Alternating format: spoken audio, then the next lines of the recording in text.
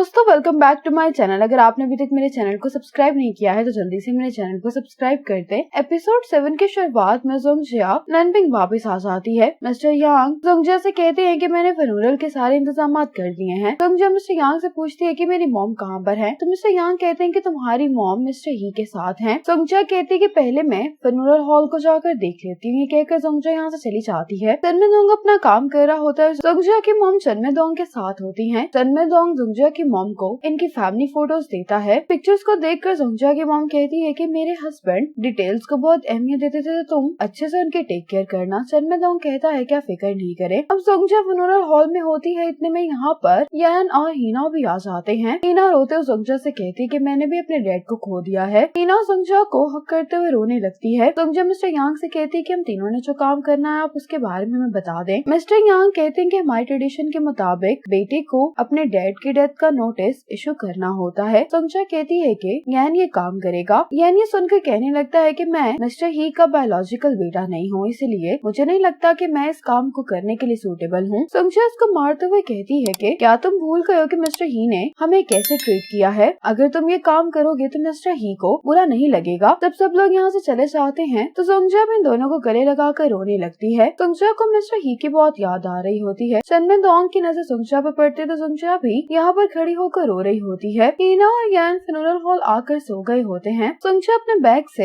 Appreciation पेनेट निकालती है और ये कहने लगती है कि मिस्टर ही मैंने आपसे वादा किया था कि अगर मुझे टाउन गवर्नमेंट की तरफ से ऑनर्स मिलेगा तो मैं आपको एप्रिसिएशन पेनेट दूंगी। मैंने हीना से ये ऑर्डर करने के लिए कहा था। मैंने प्लान किया था कि न्यू ईयर पर मैं एक ग्रैंड सेलिब्रेशन अरेंज करूंगी और तब मैं आपको ये दूंगी, लेकिन अब मैं आपको ये सिर्फ आज ही दे सकती हूँ। जोंगजिया मिस्टर ही को जब ये एप्रिसिएशन पेनेट दे रही होती तो यहाँ पर चनमेदोंग आ जाता है। इस पेनेट पर यह लिखा होता है कि मिस्टर ही इस घर के ग्रेट मैन है। चनमेदोंग एंट्रेंस पर खड़ा होकर ही जोंगजिया को देख रहा होता है। जोंगजिया रोते हुए मिस्टर ही से कहने लगती है कि आपके बगैर हम सब लोग कैसे रहेंगे। जोंगजिया को ये रोता हुआ देखकर चनमेदोंग इसके पास आता है। चनमेदोंग जोंगजिया को उठाते हुए कहता है कि तुम आयरन की नहीं बनी हो, इसलिए तुम थोड़ा आराम कर लो। जोंगजिया कहती है कि मैंने कभी भी मिस्टर ही को डैड नहीं कहा। चनमेदोंग कहते हैं कि वह तुम्हें ब्लेम नहीं करेंगे। जोंगजिया रोते हुए कहती है कि तुम नहीं समझोगे, मिस्टर ही चले गए हैं। चनमेदोंग जोंगजिया से कहता है कि तुम यहाँ पर मत रो, तुम्हारे बहन भाई उठ जाएंगे। ये कहते हुए चनमेदोंग जोंगजिया को यहाँ से लेकर जाने लगता है। जोंगजिया जाने से पहले मिस्टर ही की तस्वीर को देखते हुए डैड कहती है। चनमेदोंग जोंगजिया को अपने ऑफिस में ले आता है। जोंगजिया चनमेदोंग से कहती है कि क्या मैं बैड लक की वजह हूँ। चनमेदोंग कहते हैं कि तुम इस तरह की बातें नहीं कहो। जोंगजिया कहती है कि मैं पहले ही अपने डैड को खो चुकी थी, कहीं मिस्टर ही को कुछ हो ना जाए, इसी डर से मैंने कभी भी उन्हें डैड कहने की हिम्मत नहीं की, लेकिन उसके बावजूद भी मिस्टर ही चले गए हैं। चनमेदोंग कहता है कि किसी को भी अपने डेथ के बारे में मालूम नहीं होता। मैं इस इंडस्ट्री में इतने सालों से हूँ, लेकिन कुछ महीने पहले ही मुझे एक बच्चे को देखकर ये बात रियलाइज हुई कि एक ना एक दिन हमारे प्यारों को हमें छोड़कर जाना है, जैसे कि मेरी ग्रैंड माँ। चनमेदोंग कहता है कि जब हम अपने प्यारों से बिछड़ते हैं तो हेवन हमें ये याद दिलाने की कोशिश करती है कि अभी या कुछ देर बाद हमारी बारी है। जिंदगी की एक लिमिट है, इसीलिए जिंदा रहते हुए हमें प्यार बांटना चाहिए। अगर जिंदगी हमेशा के लिए होती तो लाइफ बहुत बोरिंग हो जाती। जोंगजिया कहती है लेकिन ये सब कुछ दोबारा मेरे साथ ही क्यों हो रहा है। चनमेदोंग कहते हैं कि मुझे माफ करना, मैं तुम्हारे इस सवाल का जवाब नहीं दे सकता। जोंगजिया चनमेदोंग से पूछती है कि क्या तुमने अपनी लाइफ में किसी को खोया है। चनमेदोंग कहते हैं कि जब मैं 17 साल का था तब मेरे बेस्ट फ्रेंड की मौत मेरी आंखों के सामने हो गई थी। उसका नाम सोंगरेन था। सोंगरेन ने अपने मरने से पहले मुझे बुलाया था, लेकिन चूंकि मैं साइबर कैफे पर गेम्स खेल रहा था तो मैंने उसकी कॉल इग्नोर कर दी। सोंगरेन का कभी भी किसी से झगड़ा नहीं हुआ था और वो पहली फाइट थी जिसमें उसकी डेथ हो गई। मैं अभी तक सोंगरेन की मौत के लिए खुद को ब्लेम करता हूँ। जोंगजिया कहती है कि तुम भी सिली बातें कर रहे हो। चनमेदोंग कहते हैं कि नहीं, मैं सीरियस हूँ। मेरे दोस्त की डेथ के बाद मैं अक्सर ये सोचता था कि आखिर ये सब कुछ मेरे बेस्ट फ्रेंड के साथ ही क्यों हुआ